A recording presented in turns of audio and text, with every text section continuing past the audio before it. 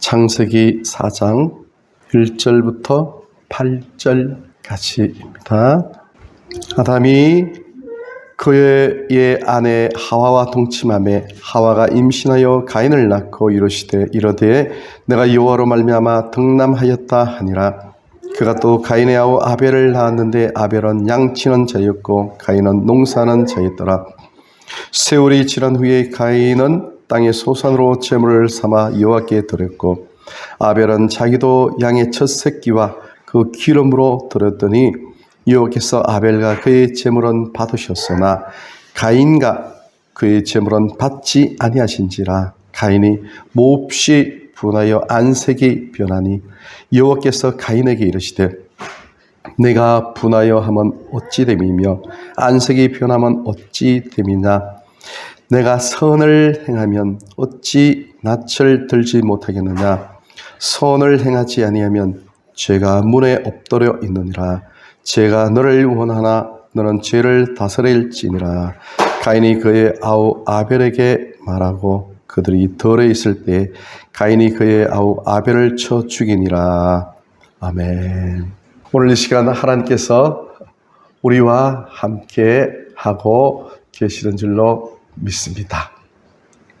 하나님께서 생육하고 번성하고 창대하고 정복하고 땅을 다스리라 이렇게 말씀하신 것처럼 하나님을 믿는 믿음의 사람들이 아름다운 모습으로 그렇게 하나님 나라를 확장해 나가고 또 가정이 번영하고 번창하고 창대되어지는 그런 모습 볼 때 하나님께서 정말 기뻐하시고 또 주께서 말씀하신 대로 이루어지는 그런 모습을 저희들은 목도하면서 행복해하는 그런 마음을 저희들은 갖습니다. 오늘 이렇게 귀하게 함께 또 우리 귀한 예배를 드리는 우리 언유리하고 우리 이준이 너무너무 복된 시간입니다. 이름을 부르니까 이렇게 또 앞을 봐요. 아주 지혜롭게 총명하게 이렇게 그렇게 보내요. 얼마나 사랑스러운지 얼마나 아름다운지 하나님께서 정말 기뻐하시는 복된 그런 가정으로 역사하여 주신 줄로 믿습니다. 오늘 우리가 이 성경 말씀을 보면요, 우리가 굉장히 궁금할 수밖에 없는 그런 내용들이 포함되어 있는 그런 본문입니다. 첫 번째 이 인류의 조상인 아담과 하와의 장남이라 할 수 있죠. 아들. 이 가인이 아니 어떻게 그 사랑하는 동생 하나밖에 없는 그 동생을 자기가 분을 못 참고 화를 바라면서 이 동생을 이 땅에서 제거시켰다는 것이죠. 너무나 끔찍한 그런 일이 벌어진 거잖아요. 그래서 영화를 우리가 볼 때도 영화 제목이 가인의 후예들, 가인의 자손들 이런 영화 제목도 있었습니다. 그러니까 이 가인이 동생 아벨을 사랑하고 또 아벨과 함께 엄마 아빠의 그 귀한 뜻을 받들어서 이 땅에서 하나님 나라를 세워나가고 확장해 나가야 되는데 그렇게 하지 않고 이 동생에게 아주 해서는 안 될 그런 일을 했다는 것이죠. 우리가 이 말씀을 우리 마음속에 잘 새기기를 원합니다.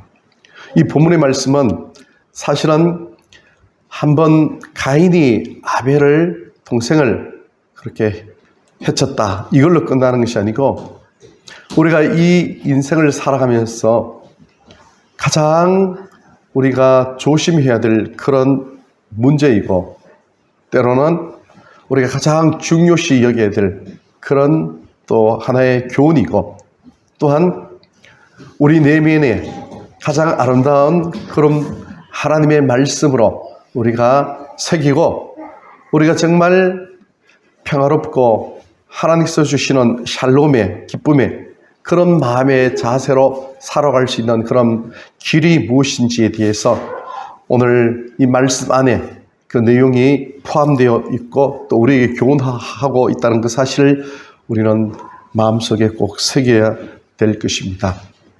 우선 왜 이 가인이 아벨을 그렇게 제하여 버렸겠습니까? 보니까 그렇죠. 이 아벨은 자기가 중심껏 성심성의껏 이 양을 치면서 그 양으로 하나님 앞에 귀한 예물로 그렇게 하나님 앞에 올려드렸습니다.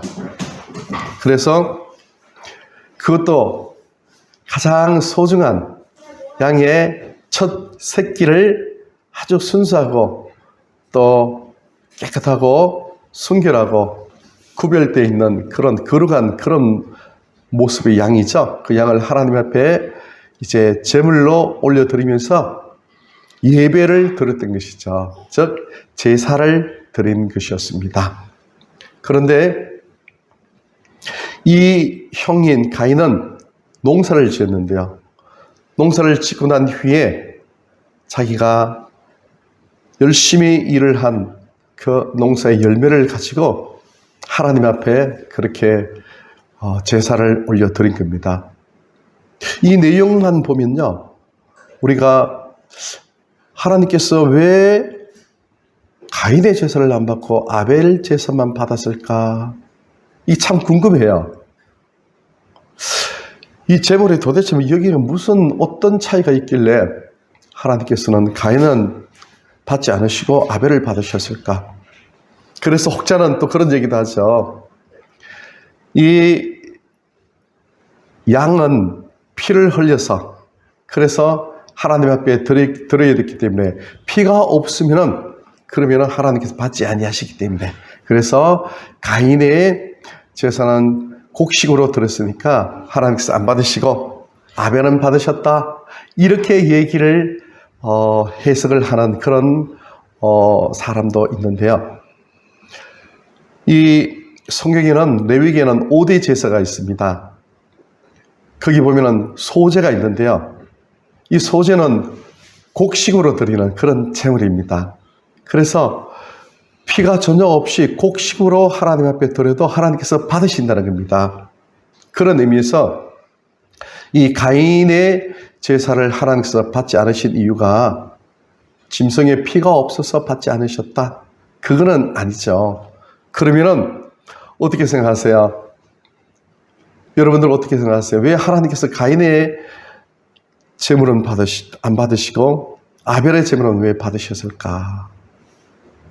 참 궁금한 그런 생각이 사실 나는 거죠. 그리고 난 후에 하나님께서는 가인의 제물을 받지 아니하시고 가인이 화가 나서 그 동생을 결국은 그 생명을 제해버렸습니다. 아니 그러면 원인이 하나님께도 좀 있지 않습니까? 하나님이 편애를 했지 않습니까?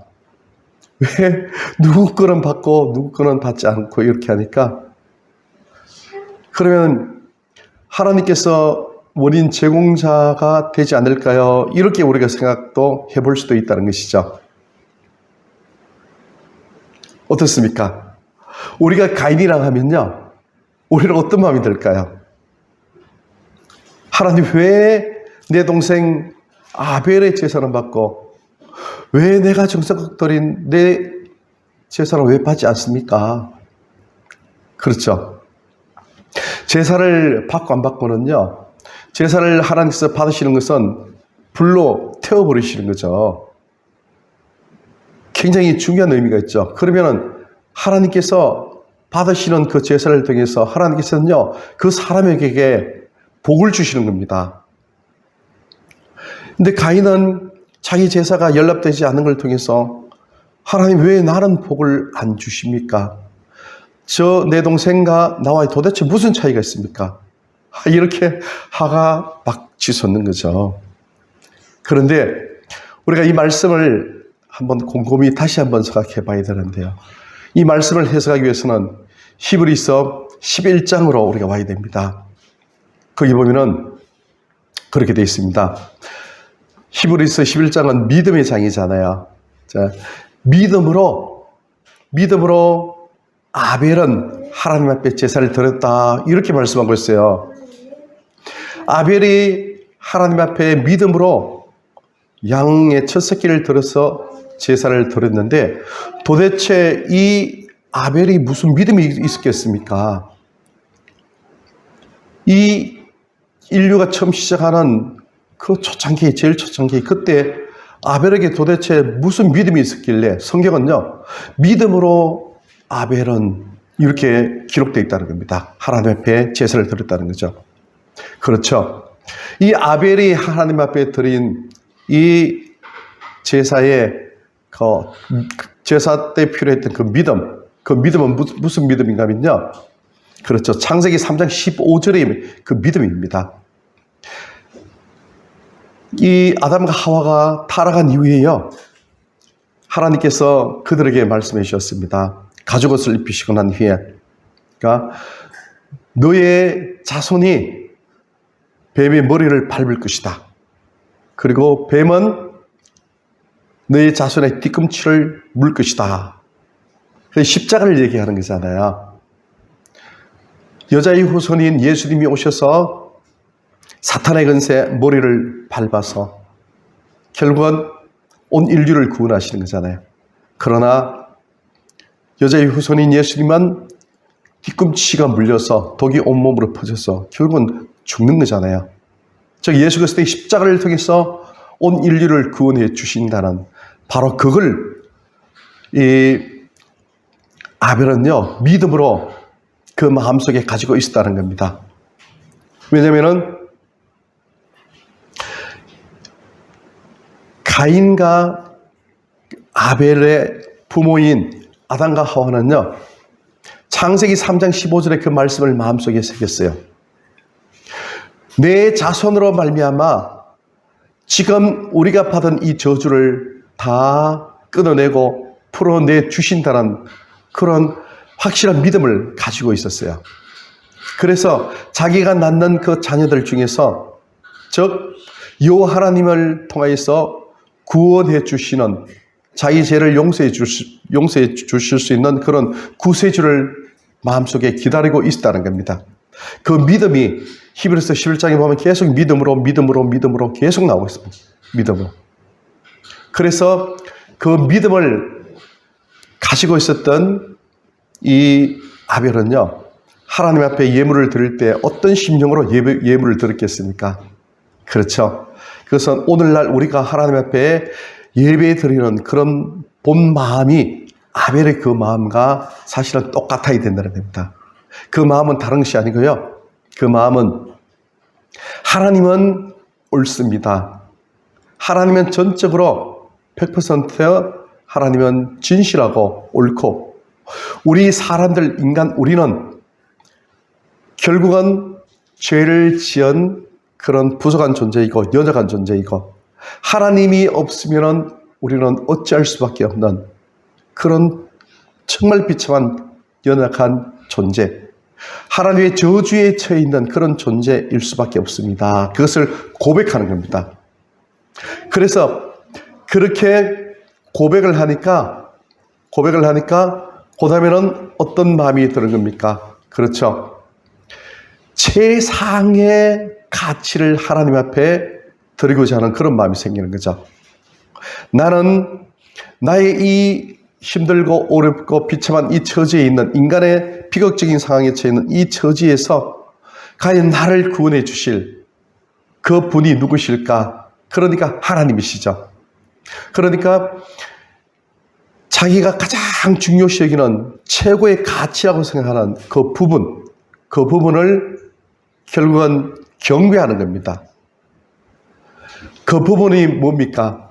내가 이 세상에 살면서 최고의 소중한 가치로 여기는 그 중요한 그 부분은 바로 하나님이시잖아요. 그래서 그 하나님을 최고의 소중한 가치로 여기고 내가 그분 앞에서 내가 무릎을 꿇고 그분을 존경하고 존중하고 경배하는 것, 그것을 한마디로 말하면 뭐라고 할까요? 예배입니다. 예배. 그래서 그 예배를 아벨은 하나님 앞에 올려드리는 겁니다. 즉, 그 제물을 가져가서 하나님 앞에 바쳐드리면서, 그러면서 예수 그리스도를 기다리는, 즉 구세주를 기다리는, 그 당시는 예수 그리스도라는 이름을 아벨은 몰랐을 겁니다. 그러나 온 인류를 구원해 줄 어떤 그 여자의 후손인, 그 여자의 후손을 메시아로 그 심령 속에 기다리고 있었다는 겁니다. 그래서 아벨은 최상의 가치, 최상의 존중이 여기는 그런 존재를 경배하고 섬기는 그런 마음으로 하나님께 예배를 드렸다는 것이죠. 그러니까 하나님께서 그 예배를 받으시는 겁니다. 그 예배가 바로 오늘 성경 본문에 있는 말씀을 여기 보면요. 보면은 7절에 보시면은 내가 선을 행하면 어찌 낯을 들지 못하겠느냐. 바로 이 선이라는 겁니다. 선.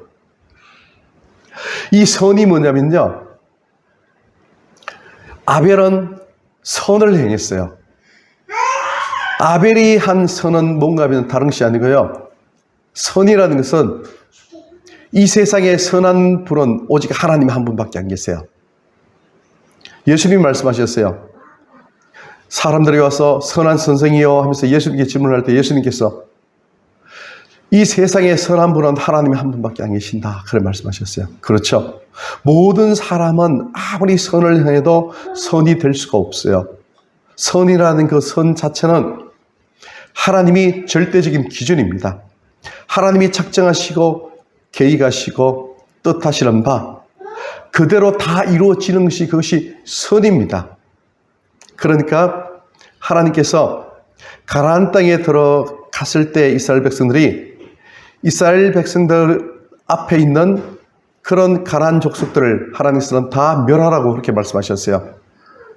짐승들까지도 멸하라고 얘기하셨어요.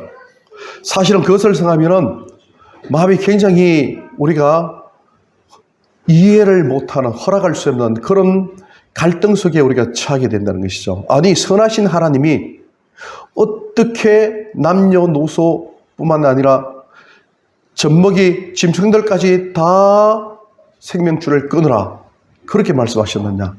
하나님은 정말 잔인하신 분이시다. 막 이런 마음을 가지고 있고요. 또 실질적으로 어떤 신학자들 또 어떤 사람들은요. 구약의 하나님은 잔인하신 분이시다. 사람들을 그냥 막 멸망시키고 이런 분이다. 이렇게 해서 구약의 하나님을 보니까 선하신 분이 아니다. 그러니까 나는 하나님을 안 믿겠다. 이런 사람들도 또 실질적으로 있거든요. 그런데 선이라는 것은요. 오직 하나님 한 분밖에 안 계신다는 그 사실을 우리는 꼭 마음속에 새기고 있어야 된다는 겁니다. 왜냐하면 하나님만이 전적인 선이 되시기 때문에 그래요.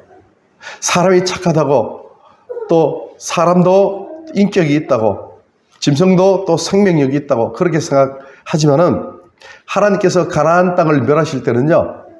이스라엘 백성들을 430년이 지난 후에 가나안 땅으로 들어보내셨거든요.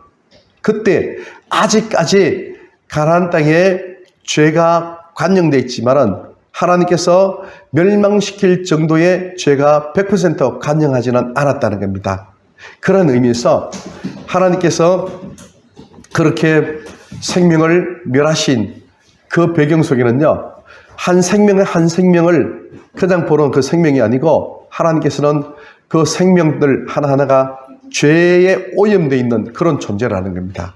그런 의미에서 하나님은 그렇게 사람들을 생각할 때는 정말 자비도 없는 그런 하나님이시구나 할 정도로 이제 그 땅에 있는 죄악에 물들어 있는 그 땅에 있는 사람들을 제하여 버리셨다는 것이죠. 그런 의미에서 하나님은 전적으로 선하신 분이다. 우리는 그렇게 생각을 해야 된다는 것이죠. 하나님이 맞다면 그게 맞는 거고요. 하나님이 아니다면 그것이 아닌 것이죠. 모든 선의 절대적인 기준은 하나님이 되신다는 겁니다.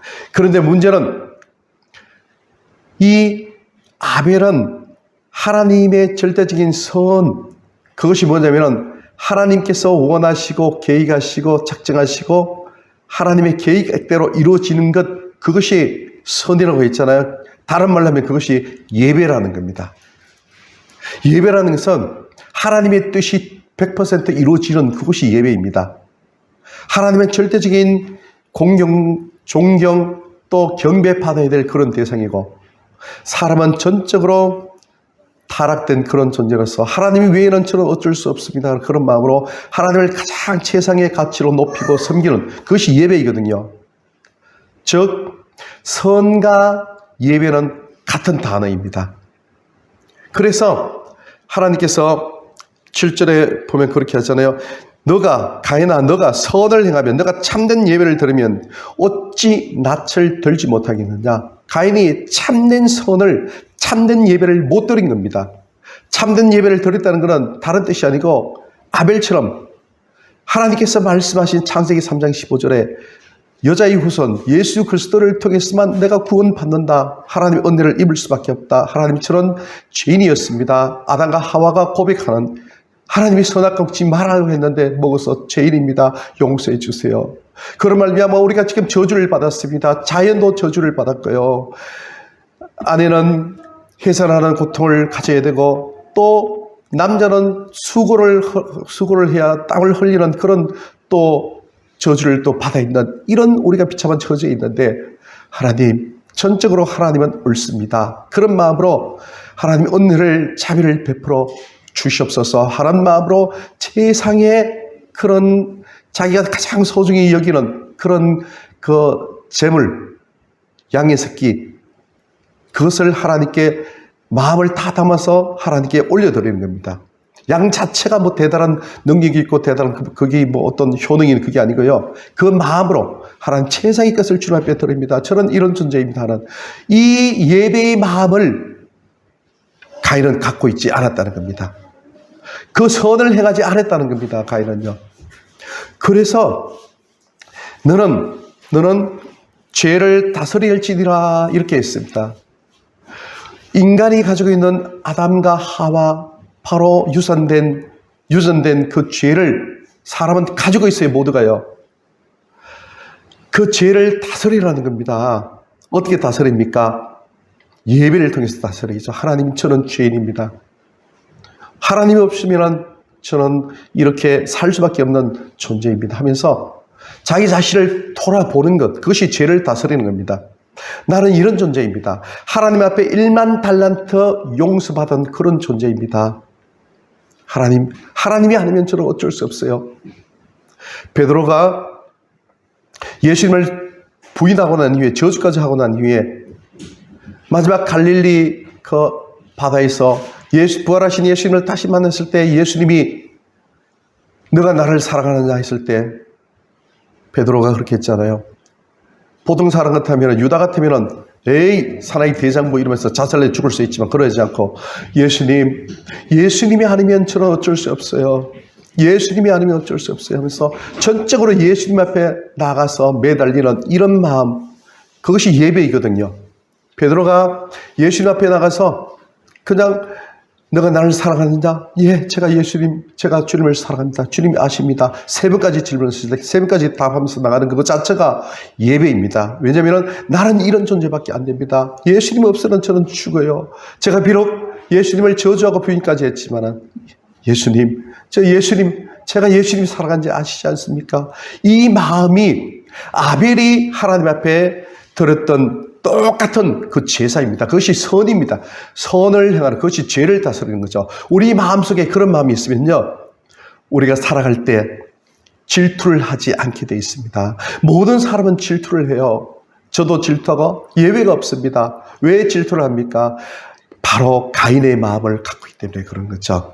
그런데 우리가 참된 예배의 마음, 하나님 앞에 1만 달란트 빚진 그런 존재인 것을 우리가 알면은, 우리는 어떤 사람이 내게 앞에, 아니면 우리 존재 앞에서 비교의 대상이 된다 할지라도 우리는 거기에 대해서 분노하고 화내고 그러지 않아요. 그래요. 저는 원래 그런 존재이잖아요. 하나님이 그렇게 용서해 주신 분이시고 용서한 존재, 용서받은 존재이고 하나님께 그래요. 이것만 해도 감사해요. 나에게는 영생이 준비되어 있어요. 하나님 은혜가 준비되어 있어요. 이런 믿음의 마음을 가지고 있는 그 사람 속에 성령 하나님이 역사하시고 예수님이 살아 그 속에서 움직이시고 그렇게 사는 그 사람을 하나님은 기뻐하시고 그 사람의 그 행위를 통해서 하나님은 영광을 받으신다는 겁니다. 그것이 예배이고 그것이 곧 죄를 다스리는 것이고 그것이 곧 선을 행하는 겁니다. 사람은 선을 100% 행할 수 없지만 선이신 하나님께 가까이 나가는 그 모습이 하나님은 우리를 선을 행했다 이렇게 인정해 주신다는 것입니다. 그런 의미에서 오늘 이 말씀을 우리 마음판 속에 잘 새기기를 원합니다. 말씀을 맺겠습니다. 즉 아벨이 하나님 앞에 드린 이 제사는 히브리서 11장에 있는 말씀처럼 아벨은 믿음으로 하나님 앞에 제사를 드렸다 이 말씀처럼 믿음, 그 믿음은 오직 예수님 아니면 나는 구원받을 수 없다는 여자의 후손을 기다렸던 하나님 은혜를 전적으로 기다렸던 그 믿음입니다. 그 믿음을 가진 그런 사람은 항상 하나님 앞에서 전적인 순종 그것을 전제하고 하나님 앞에 살아가고 예배하는 겁니다. 아담과 하와가 순종하지 않았기 때문에 저주를 받았듯이 죄가 이 세상에 들어왔듯이 인류의 모든 하나님의 자녀들은요 전적으로 순종하는 이것이 가장 첫 번째 숙제입니다. 전적으로 하나님 앞에 순종하는 그것이 예배이고 전적으로 하나님 앞에 순종하는 것이 하나님의 뜻, 하나님의 계획, 하나님의 작정 속에 그렇게 순종하는 길, 그것이 되기 때문에 그것이 곧 선을 행하는 그런 일이 되기 때문에 결국은 우리 마음속에 참된 평강과 참된 기쁨과 참된 행복, 누가 뭐라 할지라도 남을 미워하지 않고 내 속에 분노가 일어나지 않고 화가 일어나지 않고 하는 그래서 평안한 가운데에 행복을 누리고 예수님이 주시는 세상이 주는 평강이 아니고 예수님이 주시는 그 참된 평강 그것을 맛보면서 누리면서 천국을 이 땅에 살면서 이미 누리고 행복을 맛보는 그 사람의 심령은 바로 아벨의 이 마음으로 하나님 앞에 나가서 또 세상 사람들 삶 가운데서 늘 아벨의 마음으로 살아가는 그런 사람 심령 속에 영원한 생명의 기쁨과 복이 늘 충만히 채워진다는 그 사실을 마음속에 간직하면서 승리의 길, 행복의 길, 참된 샬롬의 길을 걷는 우리 모두가 되시기를 예수님 이름으로 축복합니다.